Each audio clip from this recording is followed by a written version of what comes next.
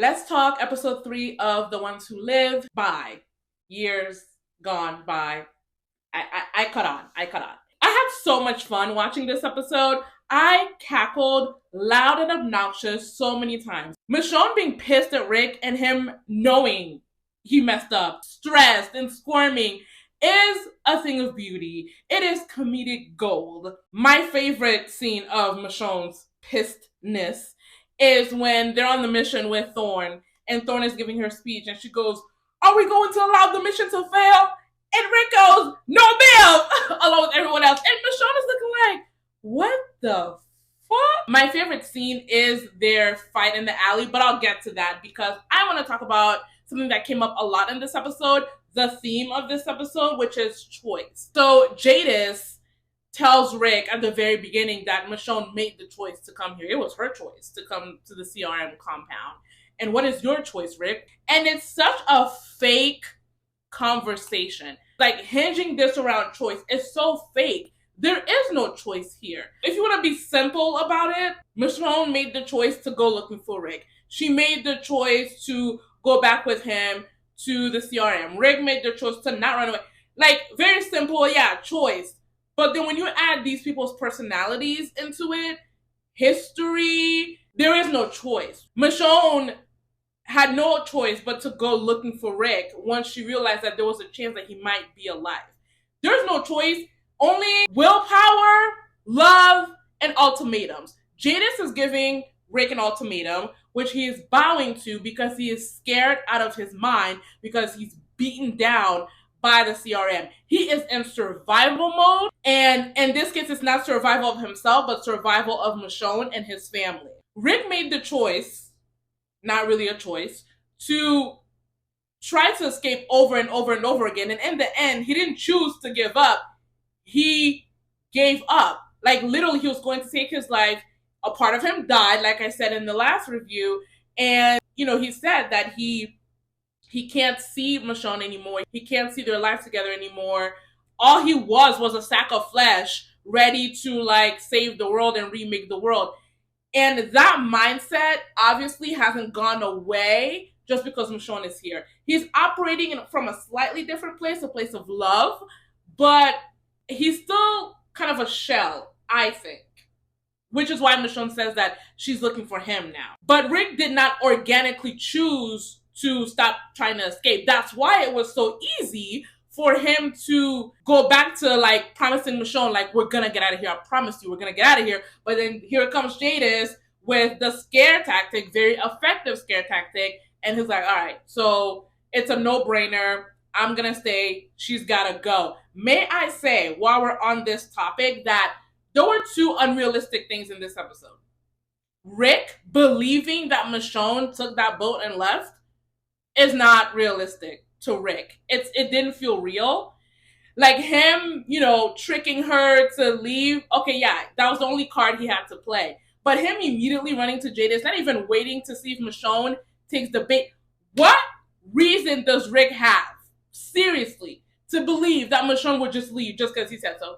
Rick, what in Michonne's resume and the time that you've known her led you to believe that she would leave just because you asked? Just because you said, this is scary. It wasn't realistic. The other unrealistic thing was Michonne opening her chest to that artist. That man was like, oh, I'm so sorry Judith died. And she was like, she's alive. She's actually alive and well. Thank you. Like, no suspicion. Like, I get he did something nice for Rick, but you don't know who he is. That didn't feel real to me.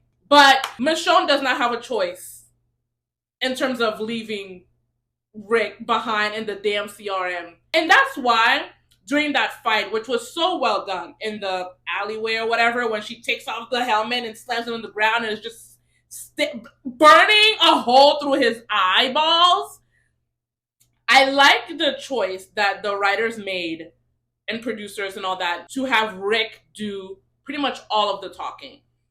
Right? Because Rick's premise isn't even worth a rebuttal. Now, I do want Michonne to speak. I want to hear her. I want her to explode in anger, voice her frustrations. I want to hear from her, and hopefully we'll get that in the next episode while they're holed up in that high rise or whatever.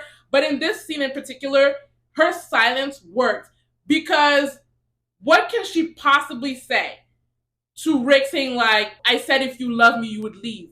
Rick makes so little sense. It's not worth a rebuttal. It's not worth engaging. She just walked away. Because we're not operating in the same reality here. And then later on, after the mission, when, Jadis scares him again, and he's like, you need to get out of here. I will knock you out if I have to. Rick, tell another joke.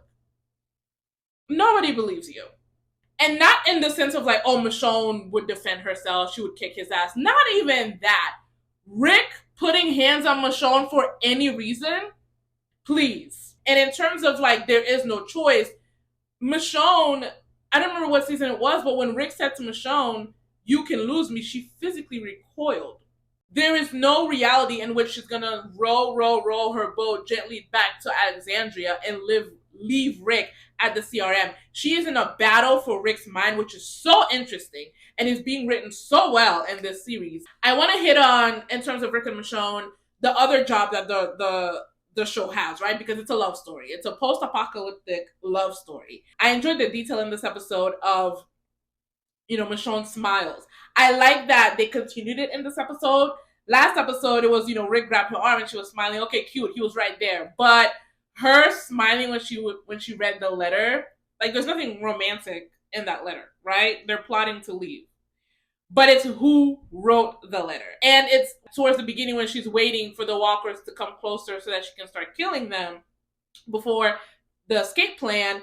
She smiles a little bit. It's perfect because it shows Michonne in this mindset of like accidentally slipping into bliss because Rick is alive. The future is bright. There's an us again. How can she be expected to walk away from that? Rick escalated when he told her like, what we had is broken. We are done. And that is just, again, so unrealistic. Now, I don't think Michonne is a machine or a robot.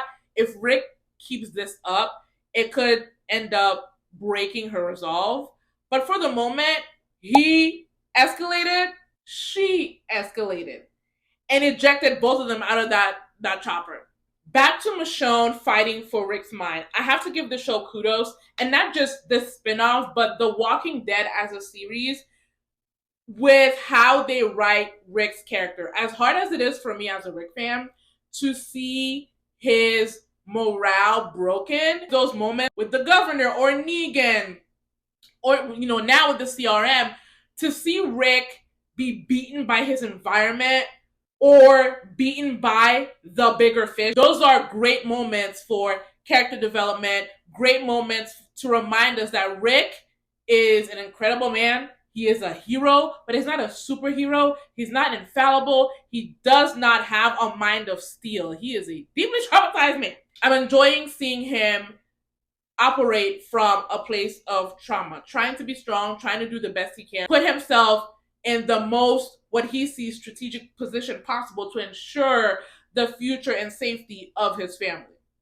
He got a few precious minutes, if you add up all the time they spent together so far, a few precious minutes with Michonne. He accepts that that's going to have to be enough for him. What an amazing character. Now, let's talk about Thorne. Stays on my bad side. So, Thorne declares in this episode that Rick is her family. And I was looking at, were you looking at Michonne when she said that? Earlier, before that, she said that, I was like, does she have a crush on Rick? Because that scene in Rick's apartment or room, they were standing kind of close. But no, she says he's her family, which is actually worse and a bigger deal than her having a crush. Because she says that man is her family. That means she ain't gonna want to part. But she ain't got no choice because Rick doesn't feel the same way. Like, I'm sure he likes her, but Michonne's his family. You saw he was ready to pop her if she pulled that knife. I enjoyed that scene, that moment, as well as when he saw that she was about to shoot Michonne. And so Jadis is suspicious of Michonne because she's smart. It is smart of her to be suspicious of Michonne. Her thing, though, is she's still not seeing the full picture. She's seeing Michonne as like erratic and someone who's not gonna follow directions, and that's gonna reflect bad on her. Ma'am, Michonne is here to burn this down. So she's still not seeing it. Again, because who could fathom that the person that Rick has been trying to get to found him and is now here? That's not fathomable for Thorne or any of these people because that's never happened to them, so they can't imagine it. But Thorne is suspicious, and rightfully so. However, she took it a step too far when she pointed a weapon at my girl, and so for that reason, I want Michonne to run that katana through Thorne's skull one good time. Because Thorne, if you want it to be that serious, it can be that serious. That's all I'm saying. I think this promotion that Thorne got is only going to fracture her relationship with Rick. She's claimed Rick as family. What do you think? Ultimately, will Thorne care more about her family, her familiar relationship with Rick, or that mission? Which do you think gives her more purpose? That mission or Rick? I think it's that mission. I think when she said, I'm not Okafor, I took that to mean I'm not going to keep saving her over and over. I'm not going to give multiple chances the way Okafor gave you multiple chances, Rick, to keep you alive. I also think that as of learning this little secret, the full picture, Thorne no longer cares about reforming the CRM.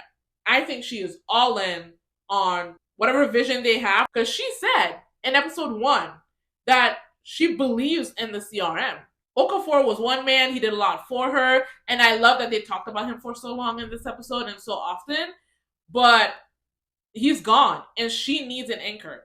And I don't think that anchor is Rick. I think that anchor is the CRM. I'll be surprised if she sides with Rick. Rick and Michonne could certainly use the ally, but I don't know. I give this episode a 5 out of 5. I'll see you for episode 4.